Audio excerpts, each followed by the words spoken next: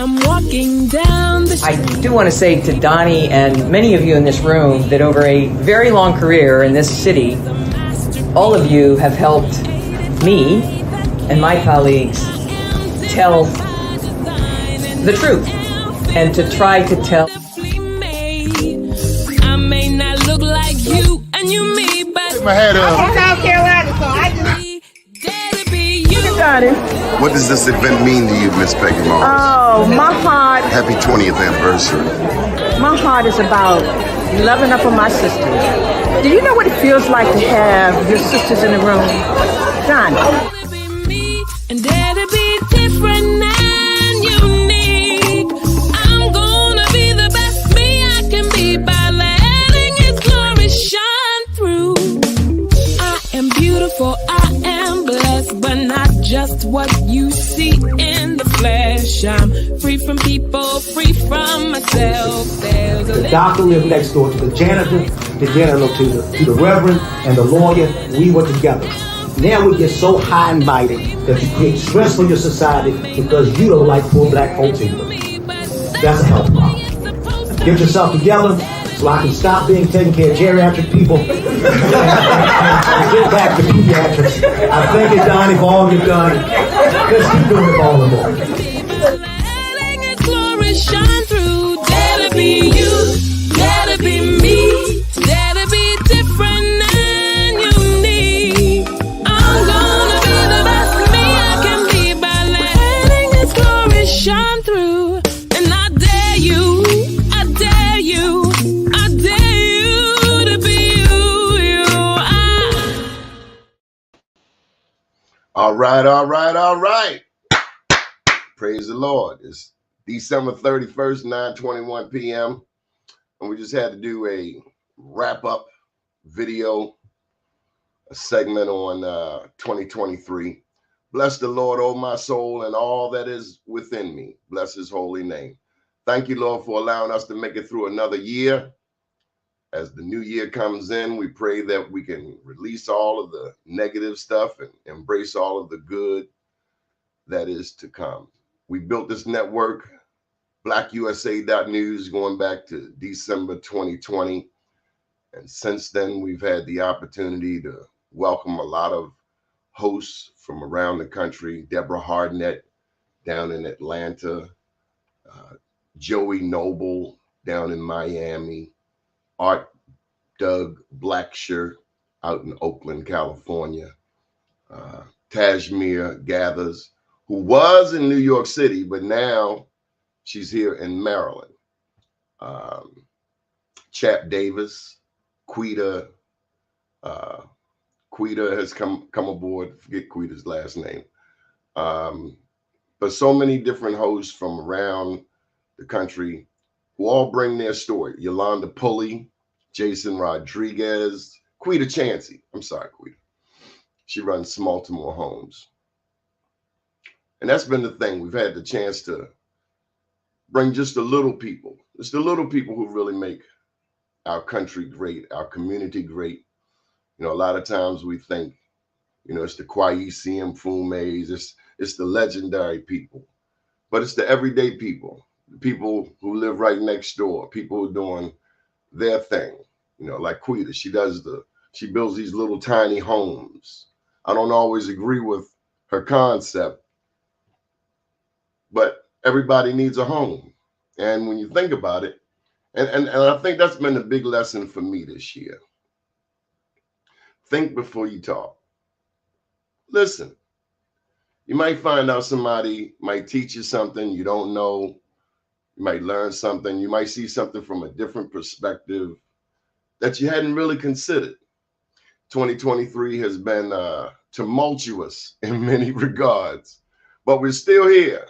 We're still standing, and we look forward to 2024 and doing it even better. So I just wanted to take a moment and, you know, address and acknowledge those people like Dr. Tyrone Taborn, who have helped to make this network possible. Also, Mr. Michael Haney. Tyrone Taborn, for those who do not know, runs Career Communications Group. And he's been doing that for nearly 40 years, I think about 38 years.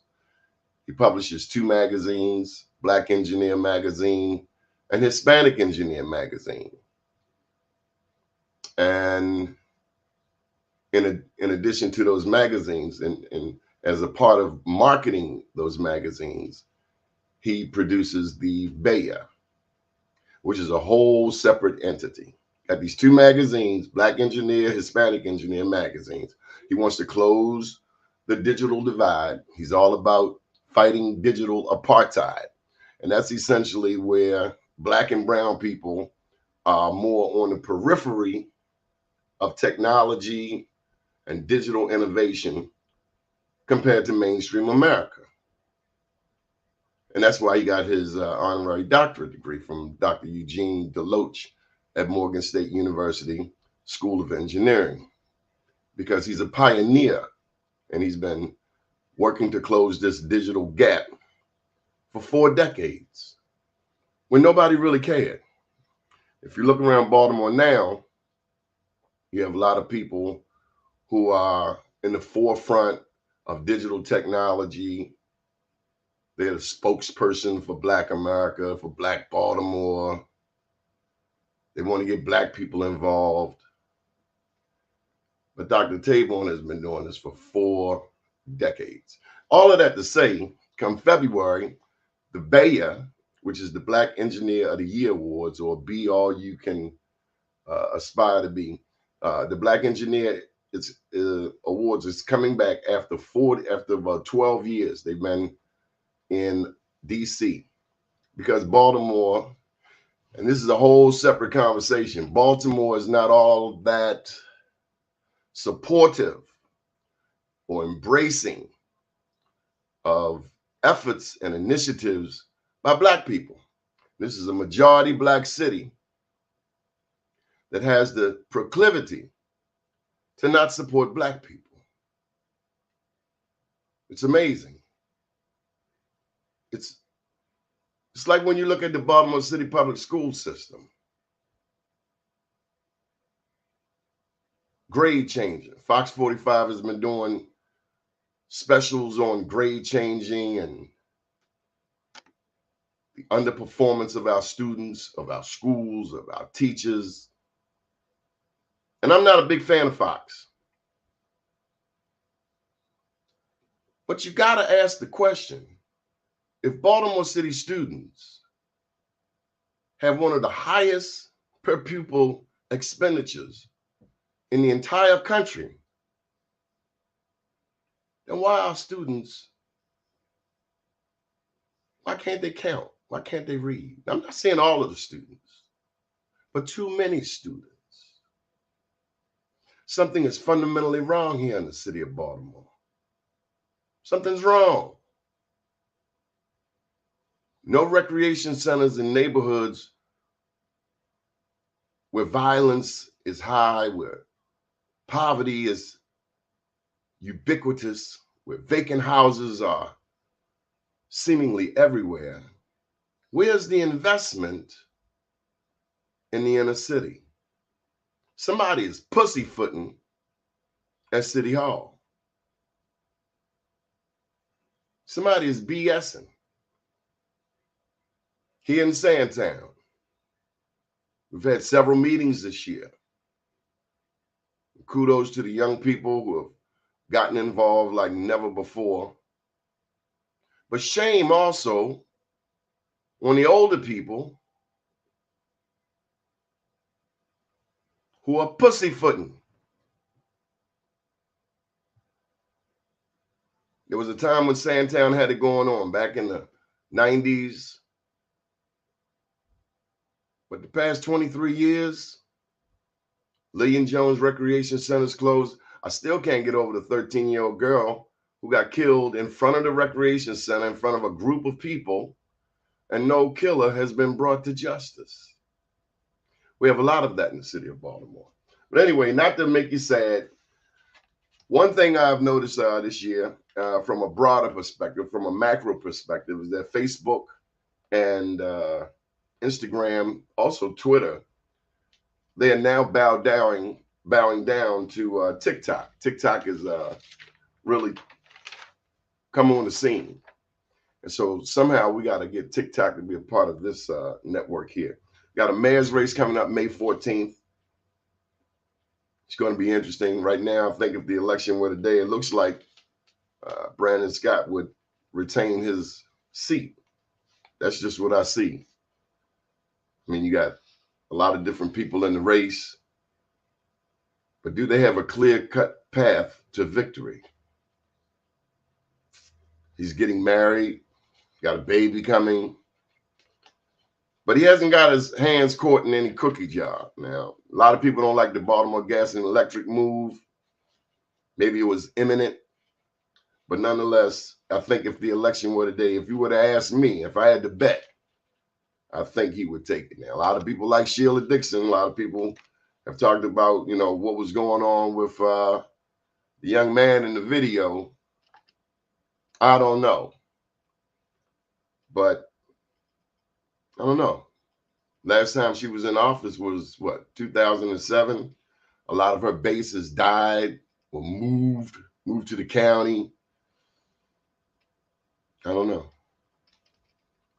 There's another race, Angela Also Brooks and David Trone. Angela Also Brooks is starting to pick up some rhythm, pick up some momentum. David Trone's got a lot of money. She's black, he's white. It would be the first time we have a black U.S. senator. I remember when Kwesi Mfume was running for the U.S. Senate seat. The powers that be did not support Kwesi Mfume. That would be Martin O'Malley, Mike Miller. He's dead now. They didn't give Kwesi that kind of support. But this is a new day, a new era. Martin O'Malley's now running Social Security. Did you know that? Kwesi's back in Congress.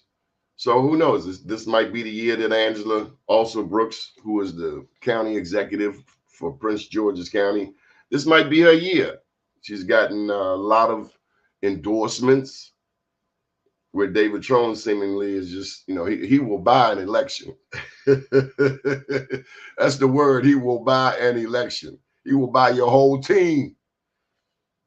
Also Brooks for, you know, let me say this.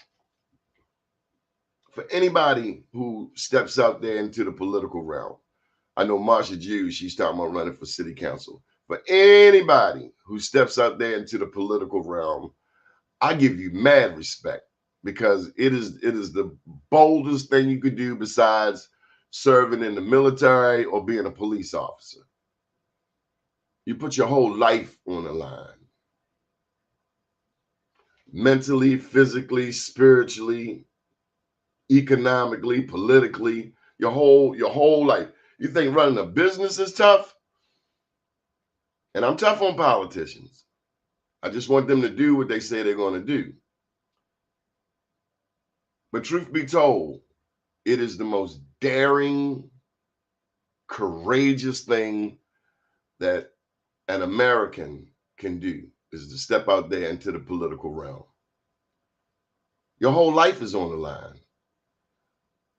Everything you do is under scrutiny. Yolanda Pulley, she's jumping out. She's going back out there into the mayor's race. I commend her. It's not easy. It takes money. You got to constantly raise money. That's one thing about Sheila, though. Let me tell you, that lady will stay on the phone. She's very disciplined when it comes to raising money. Monday through Friday from 10 a.m. to 1 p.m. She's on the phones, dollar for dollars, dollar for dollars. And that's probably why I'd rather run a business. If I'm going to do that much hustling, then let that money be for me. You know, because once you know, as you run for office, that's not your money. That's your campaign money. That money has to be used for the campaign, only for the campaign. They told me back in 1998, that was the one election I ran for State Central Committee. They said, don't touch the money. A lot of people didn't touch that money. 15 grand, 35 grand. Then they get kicked out of office for 15 grand. It's not a lot of money. If you catch me wrong, let it be for some millions. And I don't want it at all. because you will go to jail. We had plenty. We had some politicians here in Baltimore who went to jail. I don't need to say the names. You know the names. And that's the thing about politics. It puts you in that tempting situation. So if you can't handle the temptation, this is just like a school teacher. If you can't handle being around young girls, then don't be a school teacher. If you can't handle the temptation of politics, don't get into it, because you will be held accountable. And too often, our beautiful, beloved Black politicians end up on the short end of the stick. They go in with good intentions. And that's the thing. You know, they may have a lot of talent, but they just get tempted. They touch that money. Called sticky fingers. Your integrity's gone. Your integrity's gone. Your integrity's gone. One politician got hemmed up in the 80s and turned around and get hemmed up in the 2000s. Over chump change. Anyway, those two elections we talked about, the mayor's race, I think right now it looks like Brandon has the clear-cut advantage. A lot of people love Sheila. Now if the Rouge jump back into the race, I'm trying to keep it clean. Fox News has a lot of influence in some regard on this election. But the real power is with the voter, you. That's the real power. The real power is with the community association. That's why here in Sandtown, we've been trying to, grow our community association ever since Freddie Gray 2015, which is 2023. 8 years later, we've still been trying to organize. So many people claim to represent Sandtown, something that I'm adamantly disgusted by. They claim to represent our community, but they don't represent our community. They represent themselves, much like the politicians. So next to the politicians, you got to watch this whole nonprofit industrial complex here in Baltimore. Everybody's got a nonprofit. Everybody's doing this and doing that, claiming to do this, claiming to do that. There's a little lady around the corner here in Sandtown, Cherie Rogers. I commend her. I see her out there doing the work, feeding people, doing the work. A lot of people say they do this, they do that, they help people, but they don't.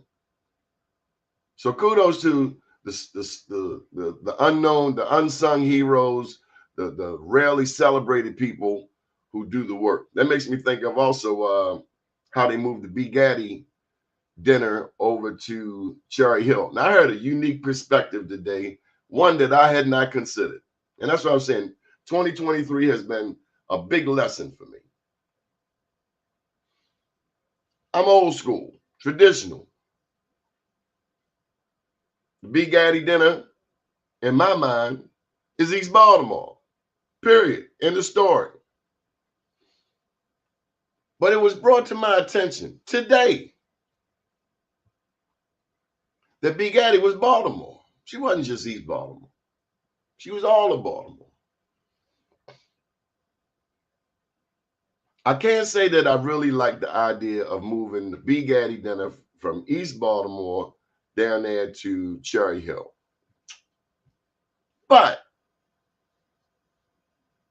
wasn't B. Gaddy all of Baltimore? I hadn't considered that perspective.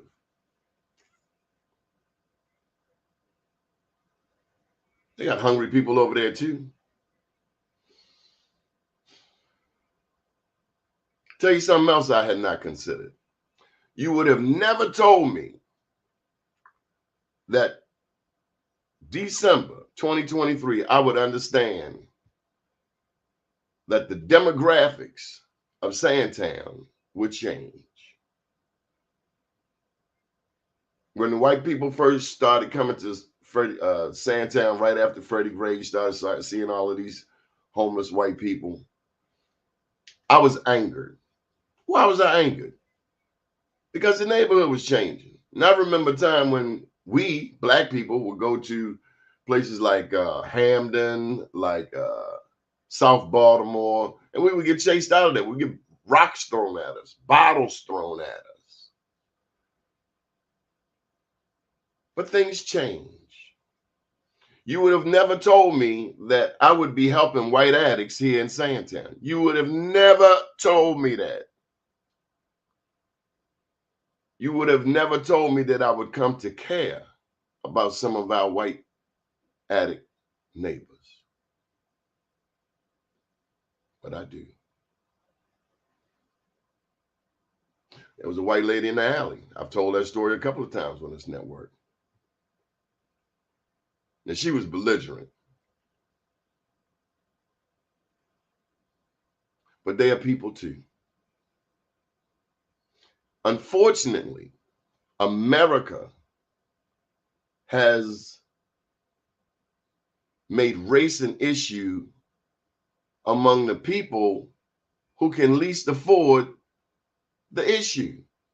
Which brings me to this president, Donald John Trump. He's an insurrectionist. He called for an insurrection. 5 people got killed, yet this person is leading the Republican race for president. What does that say about American people? On the other hand, when it comes to the border, it seems as though he had a better grip of what's going on than Biden. At the same time, you got all of these things happening at the same time. I will never forget when the Haitians came across that border and they were greeted by men on horseback, reminiscent of the era of slavery and the Klan and dog cats and dogs. And I mean, they treated those Haitians just like dirt, like trash, like garbage. Anyway, Donald John Trump caused an insurrection and 5 people got killed, and he should be held accountable. And I don't care how much privilege you got, it's wrong. How can someone who incited an insurrection when 5 people got killed be leading in the polls? That's America. That says a lot about America. They were up in Congress. Joe Biden, he has some issues as well. Him, Hunter.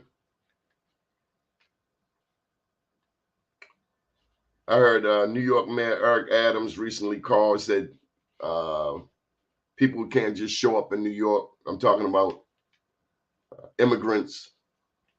Many people are coming across that border. People are leaving South America. Tell you something else I don't understand. The cartels. They make a lot of money. But people are fleeing these very same countries where the cartels dominate. Now they're coming up into California, you know, South Americans, various South American countries, including Mexico. This whole country is changing drastically. Border towns in Texas, they're overwhelmed. Maybe, was Trump right about that? Seems as though, even though the wall was outlandish, something's got to be done. So many people are coming in. Will there be enough food? So let me get to probably the last story I want to cover. Well, a couple other things, and I'll get to this one last. We're sending tens of billions of dollars to Ukraine, a lot of money that could be used to build the infrastructure here. This country has its hands in affairs in other parts of the world.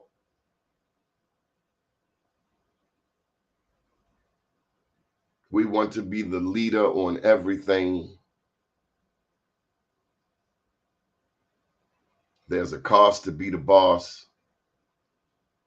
When I look around the corner and I see there's no recreation center, Lillian Jones Rec,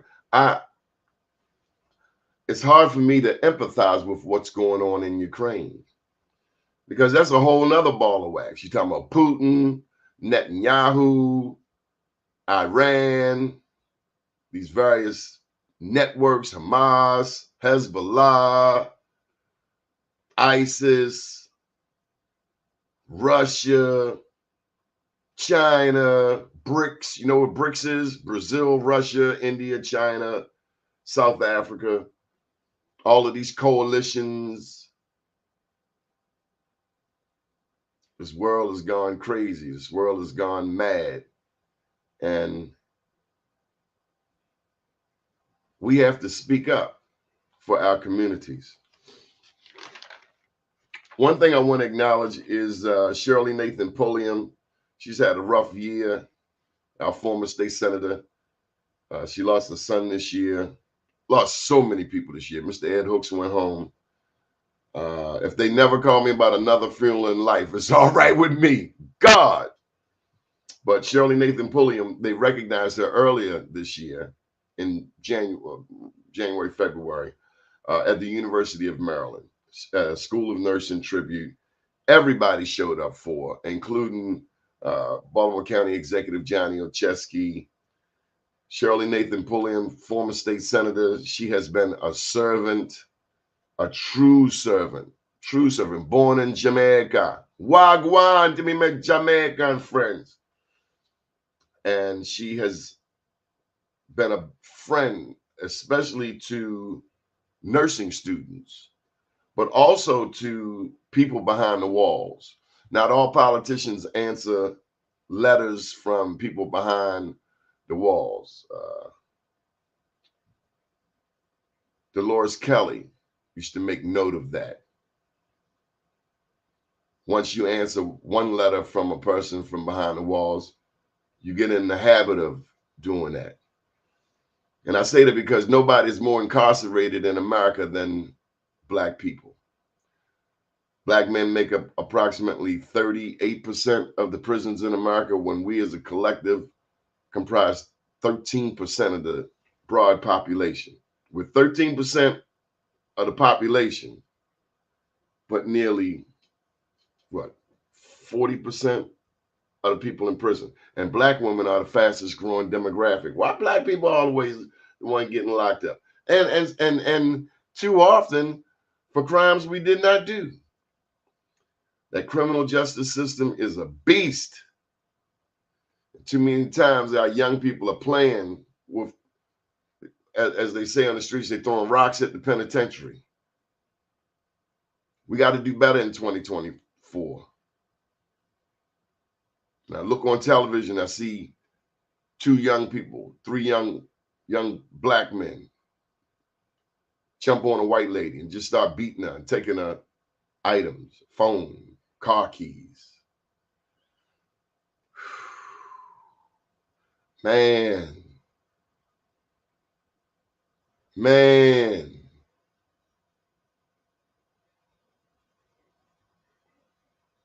Our children are off the hook.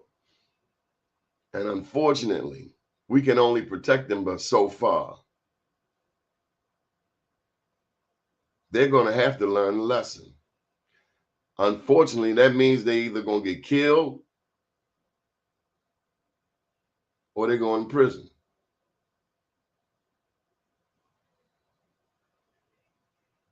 I'm old school. Respect the police. They tell you move, move.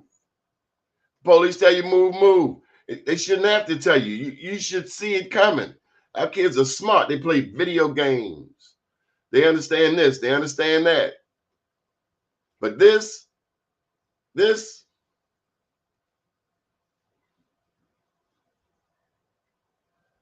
there are rules. Wherever you go, there are rules. And if you don't obey the rules, you will be one of those people either behind the walls in one of them prisons, or you're going to get killed.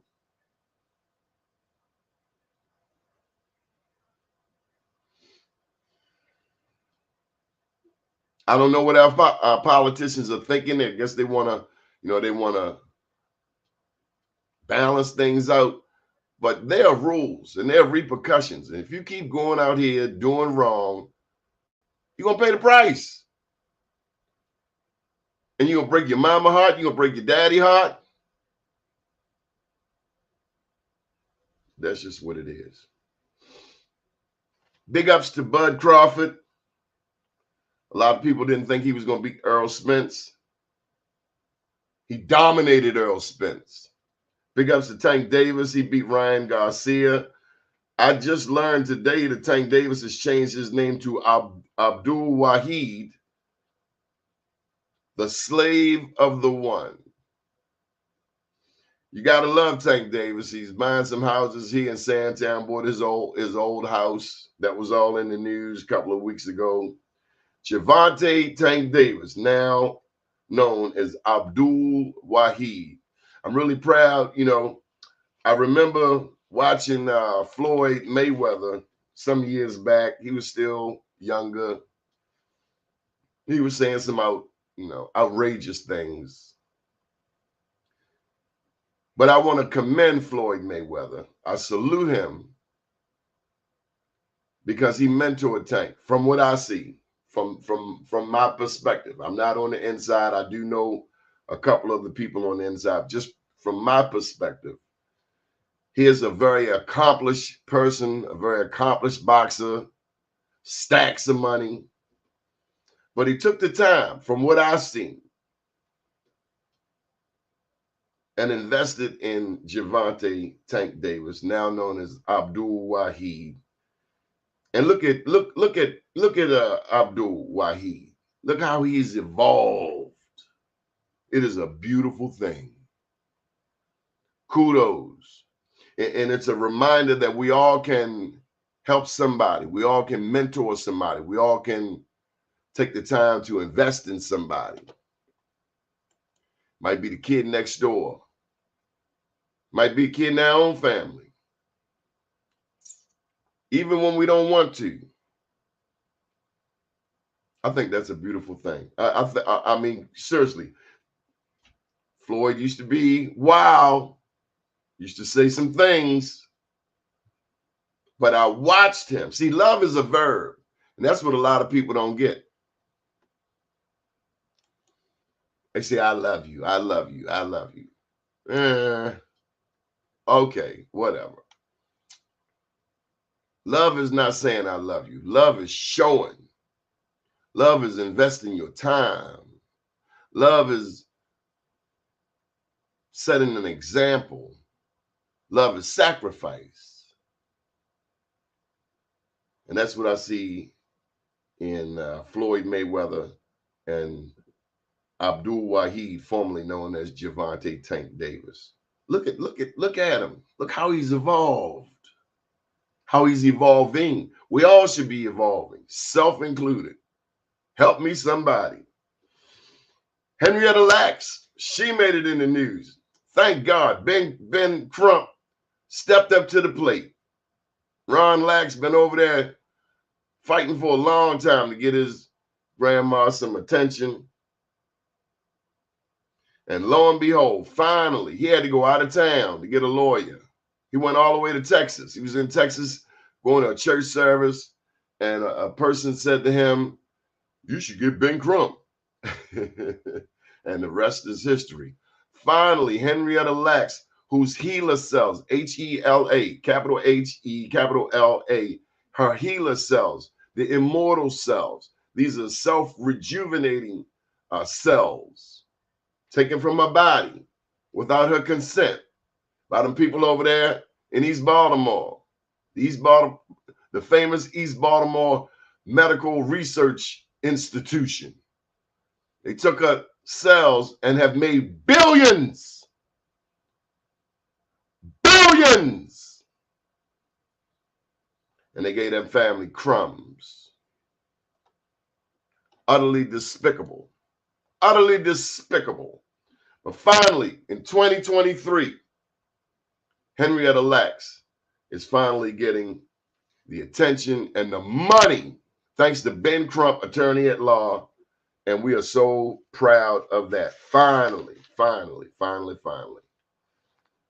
And so let me end with this last story. And I'm sure there are other stories I could have covered. I got a whole phone full of pictures from 2023. Billy Murphy, he's been out there making some waves this year in 2023, making sure the little guy, right now he's suing on behalf of a family that was wronged by the city of Baltimore. CIAA, we're looking forward, is happening in February. We're looking forward to that. CIAA is that's the basketball league. Now, it doesn't include any local teams, doesn't include Bowie State, but CIAA, we're looking forward to that coming back to the Baltimore arena.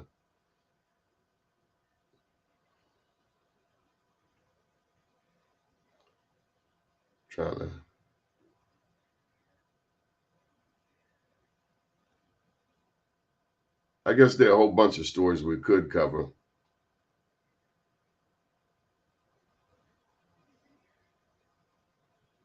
So we'd love to hear from you. If you have any story ideas, if you want to be on this network, do email me or just give me a call, 443-858-2684. Made it over to the White House earlier this year. On a personal tip, I have a new granddaughter, for those who may not know, Avani. We've been doing the Black Wall Street Awards. Let me tell you about that. We've given away over 2,500 Black Wall Street Awards, Joe Mann's Black Wall Street Awards. 2,500. We made it to Atlanta this year. Many thank you to the sponsors who make it happen, like Sean Stinnett, Sanjay Thomas. Sanjay Thomas, Allstate Insurance, he and his wife just had a baby, their first baby. It's been a busy 2023. We're looking forward to 2024. But the Black Wall Street Awards will continue. We actually have one coming up in 3 days over at Terra Cafe. Kudos to Mr. Terrence Dixon. He's been busting his butt. He thinks the city of Baltimore is not doing him right. He can't get his outdoor liquor license. It's always a struggle. So the last story I want to talk about is the Gaza Strip. On October the 7th, Hamas, which is a part of the Palestinian family, on mainstream media,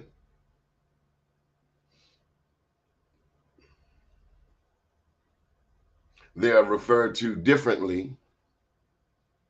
But I've been to a Palestinian refugee camp, and they are people too. And these are the extreme members of that community. But if you know anything about the Gaza Strip,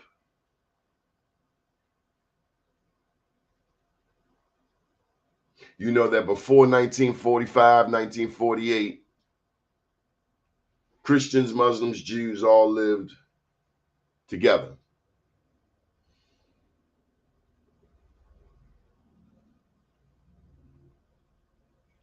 However, around 1945, 46, 47, 1948, the Zionist movement began, where European Jews from other parts of the world, Europe, came to the Gaza Strip, where there are already people living. On October the 7th, it went down. It was Israel's 9/11.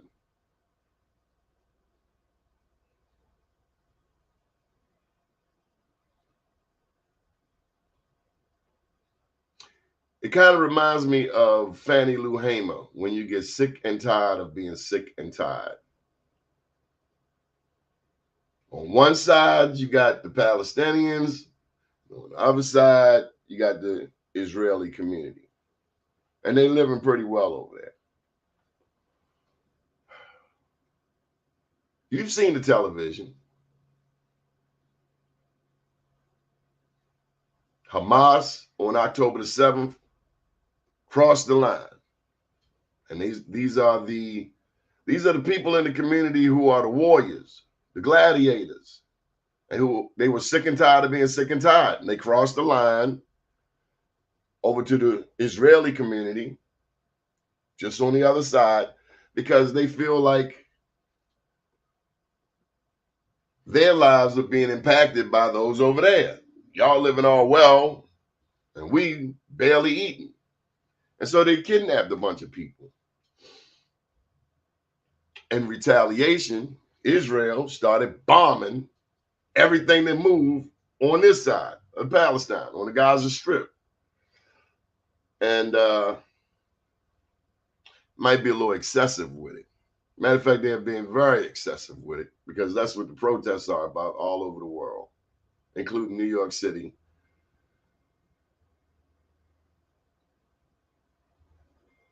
Netanyahu, who's in charge of Israel, he will not let up. He will not let go. He will not stop. He has no intention on stopping. And Hamas, neither do they. The interesting thing about Hamas is, and these are the extreme warriors of the Palestinian community, and some say they're financed by countries like Iran.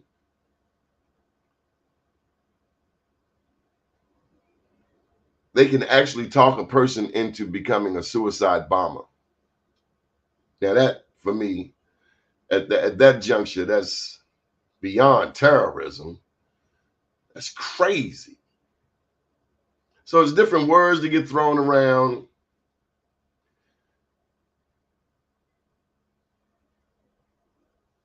It's been said that the Palestinians are the black people of the Middle East. And black people know how that feels. But black people ain't doing no suicide bombing nowhere. That's not our MO. But other people are just sick and tired, so they'll get a member of the family and they'll send them to die. Too much dying. There should be enough for everybody. Everybody should be able to have the basics. But right now, the Palestinians are starving. They're being starved to death. They're being bombed. Innocent people are being bombed. Hospitals are being bombed. Schools are being bombed. I don't understand how many bombs can you drop on a given community before there's no community left? It's just excessive. It's sad. And that's the note we're going to end on. My name is Donnie Glover. This has been 2023. I thank you for checking out our network and supporting us. May 2024 be better, brighter, more optimistic. Up to day, down tomorrow. Do your day and everything will follow. Nothing to it but to do it. I got to do it regardless of how I feel. I am somebody. I am my brother's keeper. Have a great day. And Happy New Year.